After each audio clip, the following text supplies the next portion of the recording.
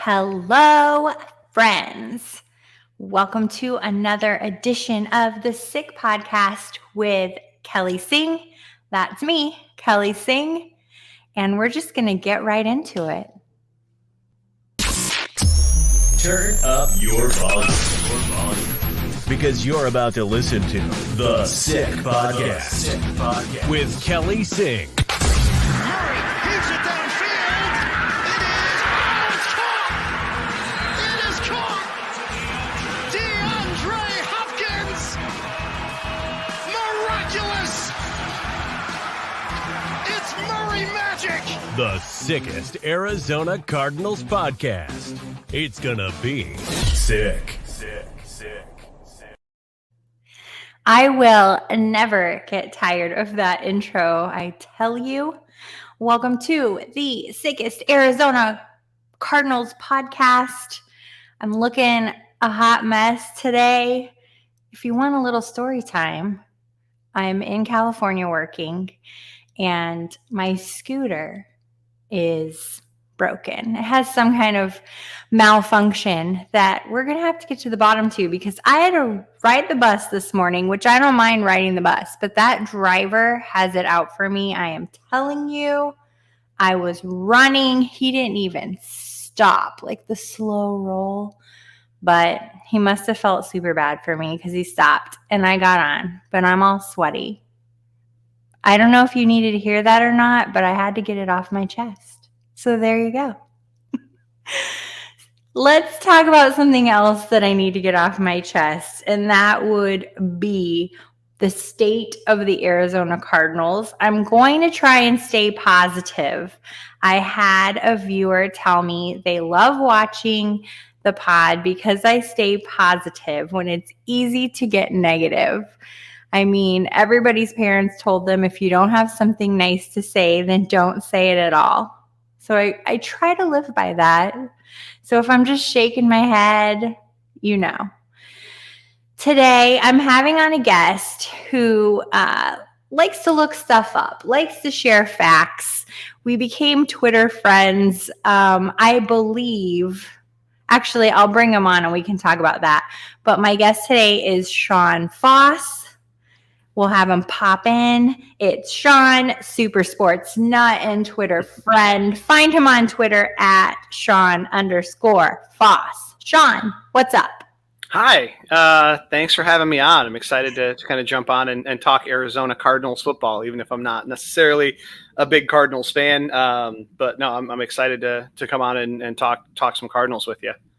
You are a football fan, and that's kind of what I like to look for sometimes when I have a guest, because they bring a different perspective to the discussion.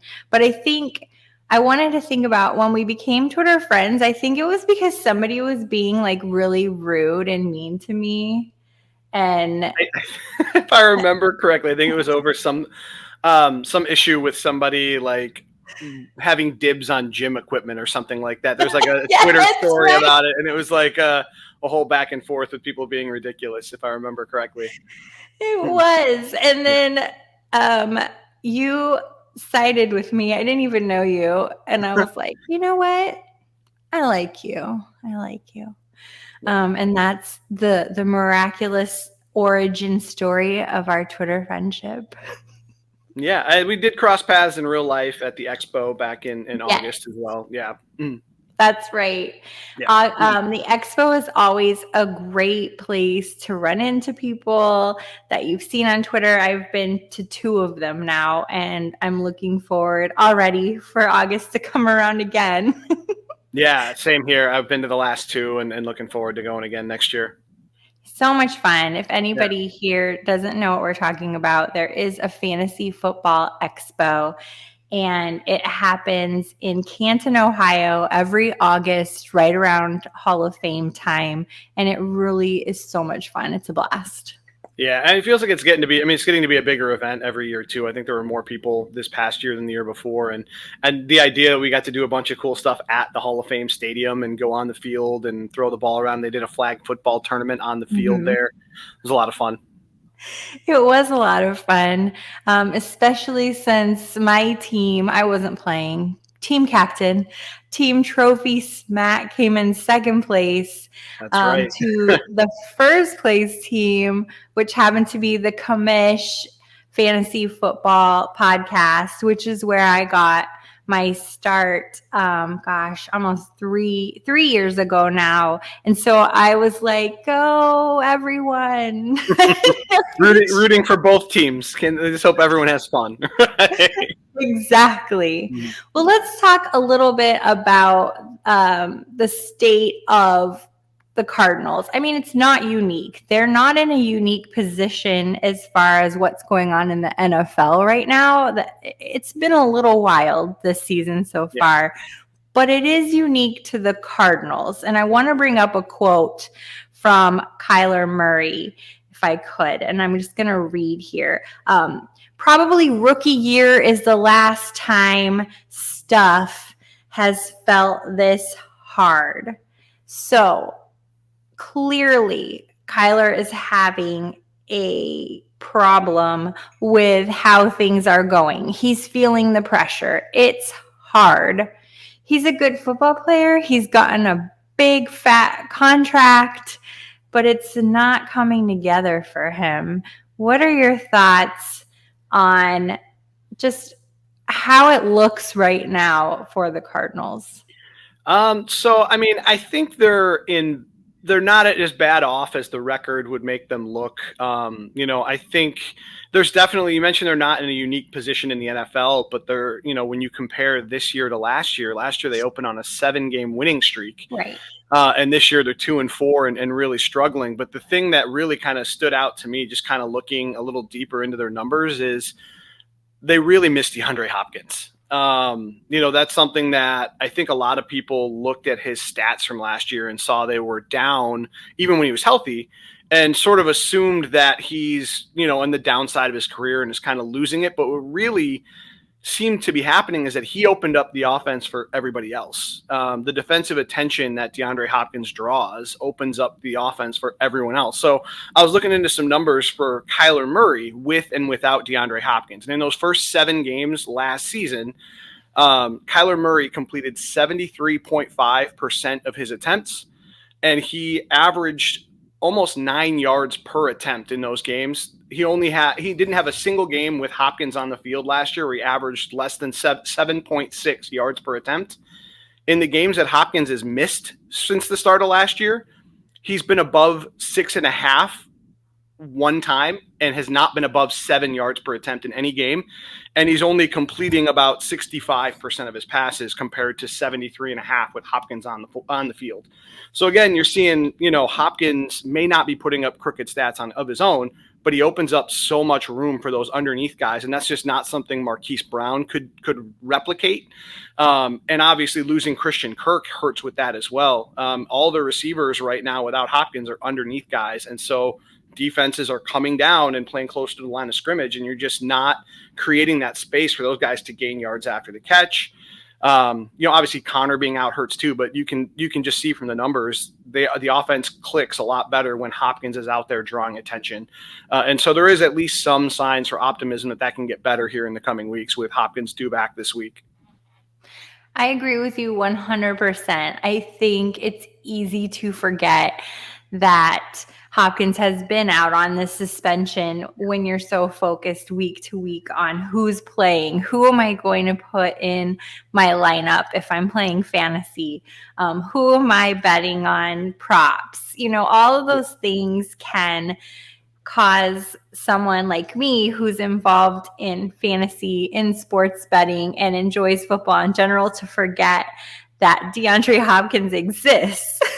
Yeah, he's a very good football player still, despite reports he was on the downside last year. He's still very good at what he does, and hopefully will make the game easier for Kyler Murray, which, I mean, that's what you really want to do based on that quote.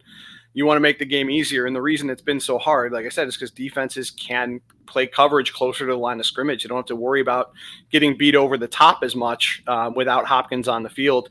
And Robbie Anderson may help with that too. I mean, that's another addition this week that, they're giving themselves some speed on the outside. I mean, Marquise Brown is known as kind of a speed guy, but they've been deploying him underneath. I think things will open up a little bit, like I said, with the new guys that are coming in. That won't necessarily help with the defense, which has also been a problem, but that should make the offense better and give Kyler Murray some reason why he's probably a buy low for fantasy football, and also a reason why the team should have optimism kind of going forward that the offense can turn it around. Agreed, totally. It's interesting what you said about Marquise Brown. When he came in, I think what I envisioned was to replicate what they were missing with DeAndre Hopkins. My biggest fear also being a Ravens fan. Somebody told me I can't have two favorite teams, but guess what? You're not the boss of me. Mine are the 49ers and Lions, so I get it. There you go. Yeah. With Marquise Brown, my biggest fear was exactly what happened in Baltimore is he gets the yips. Once he drops a big pass, he's going to drop more. And in Baltimore, they actually had him catching soccer balls at one point to get over that feeling. And so when he's come to Arizona, he's missed some big passes. It hasn't been any kind of spectacular thing. And then we have Rondale Moore, who plays there in the slot, I guess, in the center, catches those maybe 5-10 yard at the most passes. And he's great at that. Somebody asked me if I thought that would, with Hopkins coming back with Robbie Anderson joining the team, was that going to affect Rondale Moore getting more playtime? And I don't think it will. He's a different kind of player. He's utilized in a different way. And now that he's healthy, you can see that Kyler wants to utilize him. The offensive coaches have built plays around him. So I don't necessarily see it affecting Rondale Moore. It'll be interesting more so to me to see how Robbie Anderson is going to be utilized with Hopkins back. Yeah, I think if anything, the return of DeAndre Hopkins and the addition of Robbie Anderson will be positive things for Rondale Moore. Because like I said, anything that draws attention deeper, it gives him more room to operate underneath, which is what they sorely need, is some more space underneath.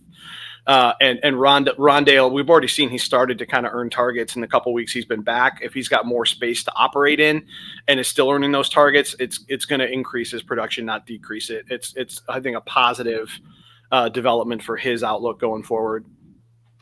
That is great news.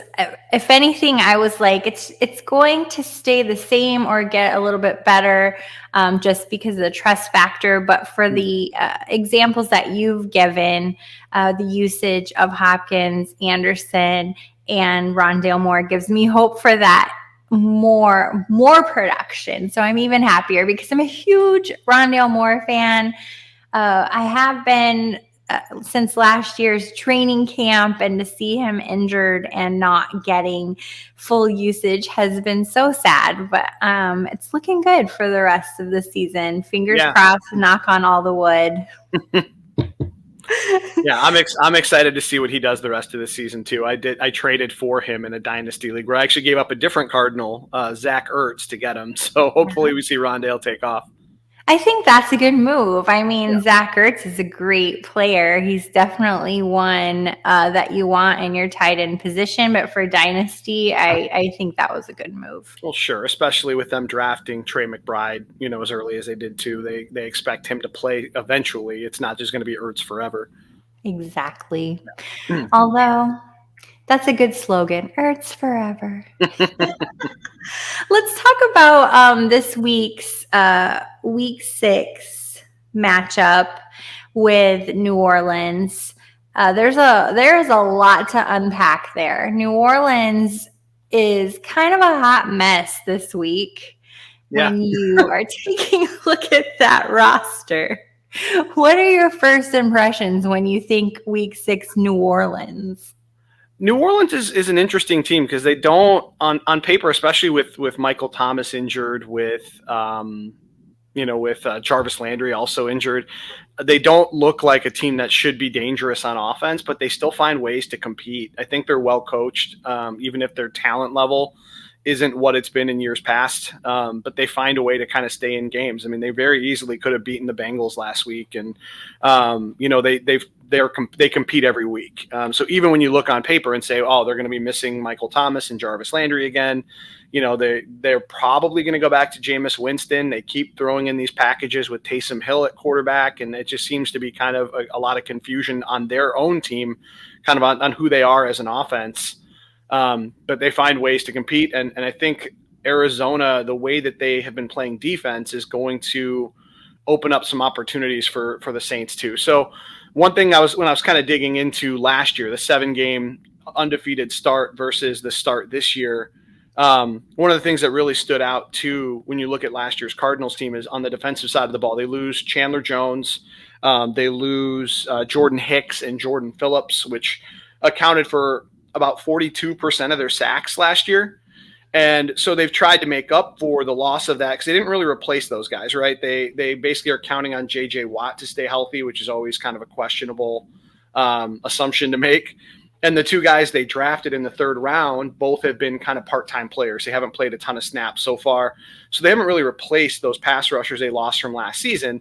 Instead, they're just blitzing more. But when you blitz more, it takes more guys out of coverage. And if you don't get to the quarterback, it creates open space for guys to run after the catch. And that's been a huge issue for the Cardinals this year. They were, I think, 4th. Yeah, they had the stat here. They allowed the 5th fewest yards after catch last season. They've allowed by far the most in the NFL so far this year. And that's been a huge problem. They're like I said, they're blitzing at a higher rate, and they're not getting pressure as often as they did last year. And as a result, you're just giving more space for guys to run. So Kamara could have some big plays after the catch. Chris Olave could get open deep when you're blitzing. I mean, they're going to have some issues on the defensive side still. I think the offense will improve, but it's a matter of can they stop the Saints from making big plays to stay in the game. Here's the bright spot. Last I looked, I think Olave is still questionable, if not out. He's not on the injury report for this week. He cleared the concussion protocol, and he is good to go. Well, there you go. So that was all right. Not a bright spot anymore. I did, however, this morning, and I was just double checking on my phone while you were talking, Andy Dalton is slated to start. And to me, that's a bright spot. if he plays, sure. He's definitely been more consistently dumping the ball down to Kamara, so that maybe not as bright because Jameis likes to take those deep shots. I know Jameis was active last week as a backup behind Dalton, and then Dalton had kind of a back issue pop up during the game, and so I wasn't sure. I think it had been still kind of up in the air at last I had heard whether Jameis was going to start this week or Dalton. Jameis is more likely to hurt you deep when you blitz, and Dalton's more likely to take the underneath and let Kamara run after the catch or whoever else. So it'll be interesting to see kind of which guy starts, but I think either way, there are places to exploit the Cardinals defense if you can, keep your quarterback upright when they're blitzing. I agree 100%. It's definitely been in the air on who's going to start, who is injured the least at quarterback in New Orleans. CBS Sports a couple hours ago reported that Andy Dalton would start Thursday night. That doesn't necessarily mean that Winston won't play because, as you mentioned, he's active. It's do they want a chance? A re-injury, if it's looking really bad, I guess that's when they would make that call. Andy Dalton's just not good. So It's true. that is like my nice way of saying it. And I'm hopeful that because he is predictable and he does have a limited skill set, that's going to allow the Cardinals to exploit that and hopefully come out with a win. It would be really awful to lose at home again. I mean, there's no nice way of saying that. The home losses have been demoralizing to the team, I'm sure, the fan base, I've said it before on other shows that Arizona has a lot of fair weather fans, being that we are a retirement state. So there's loads of people from other places here. And when the Cardinals are doing good, they have loads of fans. And when the Cardinals are doing bad, that fan base definitely dwindles. And our home games almost look like away games at times, depending on who's playing. If you're talking Chicago, there's going to be tons of Bears fans. But if you're talking any of these retirement type states that flock to Phoenix, it gets really interesting. New Orleans, I would say we should be able to dominate the home crowd. I'm hopeful that they'll finally pull out a home win. Yeah, I mean, I think that this is a game they have to win. If you have real, I know they're not that far out of the division race. I mean, no one is really pulled away in the NFC West. The 49ers haven't looked great at times. I mean, obviously getting throttled by Atlanta last weekend. The Rams offense has been sputtering. In Seattle, I think they've outperformed their talent level at 3-3 or whatever their current record is so far. I think there's plenty of opportunity for Arizona to still win the division, but if you're going to do that, this is the kind of game you have to win. You can't lose to New Orleans when they're banged up on offense. Yeah. This is a game you have to, and I think they will. I think the Arizona offense will improve enough with Hopkins back that even if the Saints are able to move the ball and score points, that Arizona is able to outscore them. But it's going to be interesting to kind of see how it plays out. But I do think Arizona will get back on track at home this week. I agree. Thank you for that optimism. It's very uplifting to my little heart. Let's see. I have one question about fantasy football. If you have Connor on any lineup, if any of our listeners have Connor on a lineup, I've currently benched him as questionable. What are your thoughts on playing James Conner as questionable going into Thursday night? I think ultimately it depends. I think if he plays, I mean, you can play him, but even when they were, even when he was healthy, he wasn't exactly putting up crooked stats in the first few weeks of the season. It really depends on what your roster looks like. I think I'd view him as probably a top 20 running back for the week. But I don't have kind of a firm, it's not that much conviction in saying you should start him. If you have two options you like, don't be afraid to bench him even if he's active, because his stats just haven't really been consistent so far. That's how I feel too. That's why he's on my bench, because I had just a more reliable option. And I don't want to get stuck having, a game time decision when I have a better option. Yeah. I mean, really, most of the value from Connor comes from him being a workhorse back, where he's going to get all the running work, he's going to get all the receiving work. And I think we've seen enough from Eno Benjamin in recent weeks to think that maybe Eno takes some of that passing work, even when Connor's back. And that, like I said, that saps his upside enough. Plus, he's coming off the injury. I think he's very borderline. If he's active, he's very borderline as to whether he's someone you should play or not. But with all the buys and all the injuries, you may be forced to start him if he plays. So really, like I said, it always really depends on what your roster looks like and kind of, who what makes sense for your team. Very true. Benjamin, everyone loves a shiny new player off of waivers. I know that was a feeding frenzy over the last week or so. So it's funny that you said that. Sean, thank you so much for joining me today. This is just, a short little chat about the state of the Cardinals, what's going on, what's upcoming. And I loved having you on as a football fan in general and as a Twitter friend. Do you have anything going on that you want to share? Are you working on anything content related? Are you just Sure. a chill fan? What's going on with you? So no, so I do write a weekly column for a site called Drink Five. Basically, it's the rookie report, where essentially I break down the matchup for any fantasy relevant or even some of them irrelevant rookies for the upcoming week. Where I'll tell you which ones. I'll tell you which ones are obvious starts and sits, which ones are more borderline, and what way I would lean on those guys, and then give you some deep league, sleeper stashes, DFS plays that you may not think of. For example, a guy like this week, I like this week as a cheap DFS play is Jelani Woods from the Colts against the Titans, who are one of the worst tight end defenses in the league. Things like that. So I write this article every week. It's on drink5.com.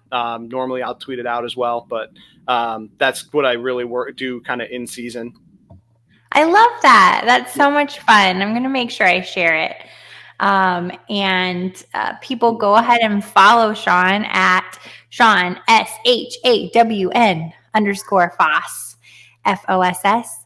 And join in the fun. He gets in a lot of really good discussions, and that's one thing I love about following Sean and seeing him in my timeline, because it may not have been a tweet of his own, but he's definitely up in all the discussions, and I love seeing it so much. So thank you, Sean, for joining me again. I would love to have you on another time or whatever, but I'll be seeing you on the Twitter. Sounds good. Maybe we'll talk when the Cardinals are in a little better shape and see how things are going. Yeah, for sure. And for everybody watching, thanks for tuning in. And as always, you can find me on Twitter at Kelly and Phoenix. Find the pod at SickPodKelly. Send us your suggestions if you have ideas to make this show better, things that you want to hear, things that you want to know about, or if you want to be a guest. We'd love to have you. So hit me up, hit the pod up. My production crew is amazing, and we're looking forward to continuing through the season. So I'll see you next week with a recap of Thursday's game. Take care, and that's it. Bye. And that's a wrap. Hope you don't miss us too much until next time. Follow the Sick Podcast with Kelly Singh on YouTube, Instagram, Facebook, Google Play, and Apple Podcasts.